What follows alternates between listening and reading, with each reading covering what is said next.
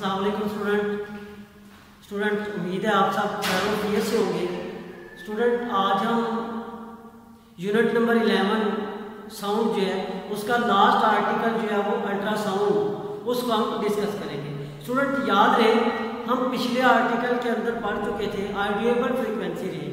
Audible frequency range जो हमारे पास होती है वो हमारे पास 20 हर्ट्ज से लेके 20,000 हर्ट्ज तक जो होती है ऑडिएबल फ्रीक्वेंसी रेंज। याद रहे 20,000 हर्ट्ज से ज्यादा की जो फ्रीक्वेंसी वाली साउंड होती है उसको हम कहते हैं अल्ट्रासोनिक वेव्स।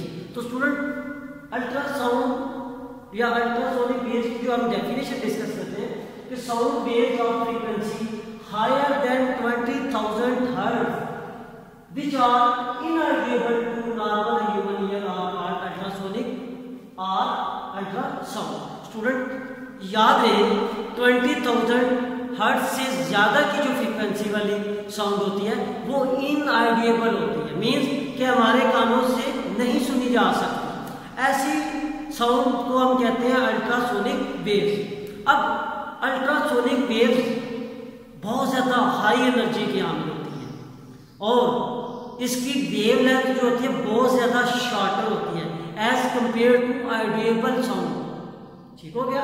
अब ये इनऑडिएबल साउंड वेव जिसकी फ्रीक्वेंसी जो है वो बहुत ज्यादा होती है जिसकी वजह से हमारे कानों को सुनाई नहीं देती। तो स्टूडेंट याद है कि आगे हम यूजेज ऑफ अल्ट्रासाउंड जो है उनको डिस्कस कर लेते हैं कि अल्ट्रासाउंड का इस्तेमाल किन किन जगहों के ऊपर होता है। स्टूडेंट याद रहे अल्ट्रासाउंड बहुत ज्यादा एनर्जी और बहुत ही कम वेवलेंथ की हामिल होती है, जिसको हम इस तरीके से मेजर कर सकते हैं कि V = F लैम्डा।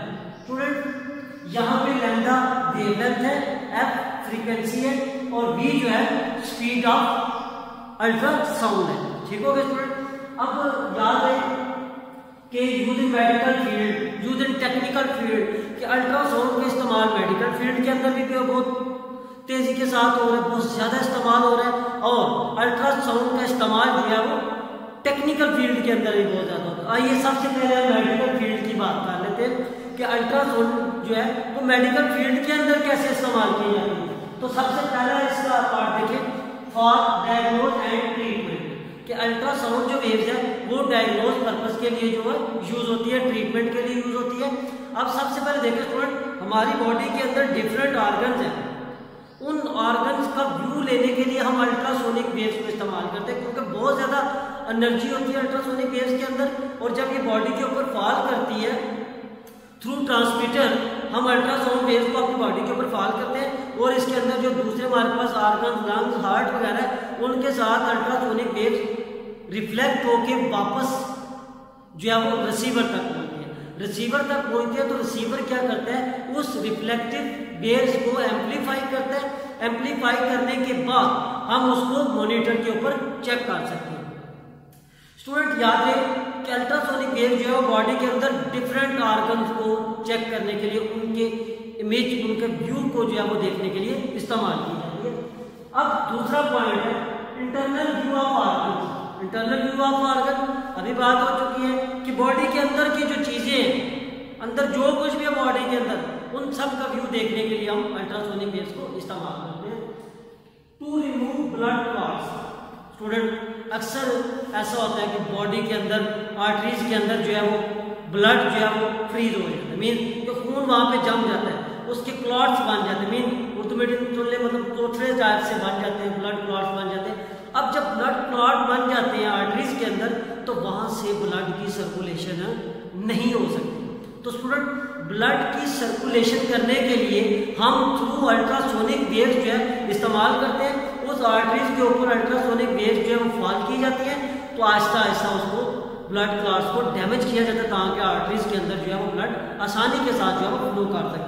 अब आर्टरीज के अंदर ब्लड क्लॉट को रिमूव कैसे किया जाता है तो स्टूडेंट याद रहे उसको रिमूव इस तरह किया जाता है क्योंकि हमारे पास अल्ट्रासोनिक वेव्स जो है बहुत ज्यादा एनर्जी की हामिल होती है तो ये ब्लड क्लॉट्स को आसानी के साथ रिमूव कर देते हैं बगैर किसी ऑपरेशन के। फोर्थ वन पॉइंट हमारे पास फॉर थायराइड ग्लैंड ट्रीटमेंट। तो स्टूडेंट अल्ट्रासोनिक वेव जो है ये थायराइड ग्लैंड का व्यू लेके इसकी इमेज लेके इसके अंदर जो भी डिसीज है, जो भी डिफेक्ट है, वो स्क्रीन के ऊपर जो है हमें शो हो जाता है। उसके बाद हम थायराइड ग्लैंड की मुकम्मल जो है वो ट्रीटमेंट कर सकते हैं to kill germs.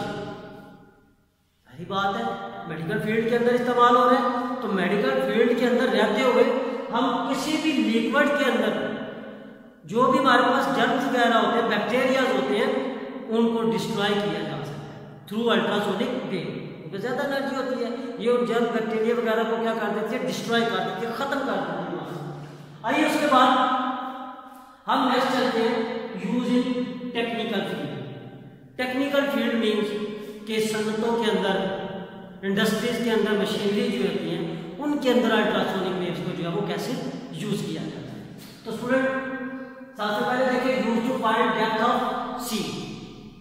Student technical field के अंदर तो इसको यूज किया जाता है। अब टेक्निकल फील्ड के अंदर जब इसको यूज किया जाता है तो वहां से हम थ्रू अल्ट्रासोनिक वेव जो है वो किसी भी ऑब्जेक्ट को चेक कर सकते हैं। अगर पॉइंट फाइंड डेप्थ ऑफ सी, याद रखें थ्रू अल्ट्रासोनिक वेव्स जो डेप्थ ऑफ सी फाइंड करने का प्रोसेस है उसको हम कहते हैं सुनार। क्या कहते हैं उसको हम? Sonar. What is the application of sonar? Sound ranging and navigation system. Sonar का मतलब क्या है? Sound navigation and ranging system. अब अल्ट्रासोनिक वेव्स की मदद से हम समुद्र की जो डेप्थ है उसको फाइंड आउट कर सकते हैं। कैसे फाइंड आउट कर सकते हैं? तो देखिए सबसे पहले यहाँ पे सपोज हमारे पास ये शिप है और ये नीचे समुद्र की डेप्थ है साथ। अब इस शिप के अंदर जो ट्रांसमीटर लगा हुआ है, ट्रांसमीटर के थ्रू अल्ट्रासोनिक वेव जो है वो फॉल की जाती है, तो समुद्र की डेप्थ के साथ रिफ्लेक्ट होकर वापस अल्ट्रासोनिक वेव जो है वो शिप तक पहुंचती है।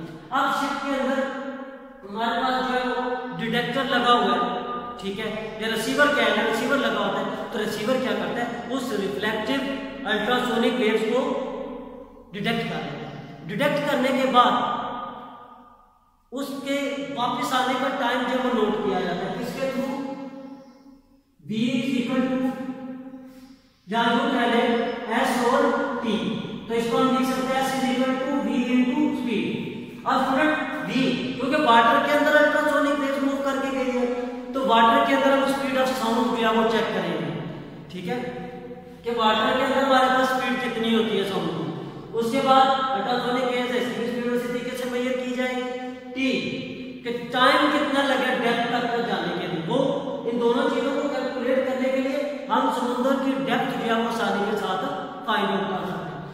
याद रखें स्टूडेंट, इसी सुनार के मेथड के थ्रू हम समुद्र के अंदर उसके डेप्थ में, उसके बेड पे जितने भी ऑब्जेक्ट्स पड़े हुए हैं, अक्सर देखें बाद दफा कभी एक्सीडेंट हो जाते हैं तो समुद्र के अंदर जो है वो बॉडी फॉल कर जाती है, ठीक है, तो समुद्र की डेप्थ में बहुत बेशुमार चीजें पड़ी हुई थी, तो उन बेशुमार चीजों को भी हम अल्ट्रासोनिक वेव्स के थ्रू जो है उन ऑब्जेक्ट के साइज को, उनके इमेज को जो है वो आसानी से स्क्रीन के ऊपर मॉनिटर पे एम्पलीफाई करके चेक कर सकते हैं। फिर स्टूडेंट याद है कि जितने भी ये बहरी जहाज हैं, ठीक है, हैवी इंडस्ट्री के अंदर जो मशीनरी होती है, इनके जो पार्ट्स हैं ये बहुत ज़्यादा इस्तेमाल से कुछ अर्से के बाद डैमेज हो जाता है। डैमेज मीन कि क्रैक्स आ जाते हैं, जिस तरह वाल के ऊपर जो है वो क्रैक्स आ जाते हैं, लेकिन वाल के ऊपर तो हमें क्रैक्स नजर आते हैं, लेकिन इनके जो पार्ट्स होते हैं बहरी जहाज समुद्र के अंदर जो इस्तेमाल होते हैं, ठीक है, या हैवी इंडस्ट्री के अंदर जो मशीनरी है, इनके अंदर जो क्रैक्स होते हैं इतने माइनर से होते हैं, हमें ये नजर नहीं आते,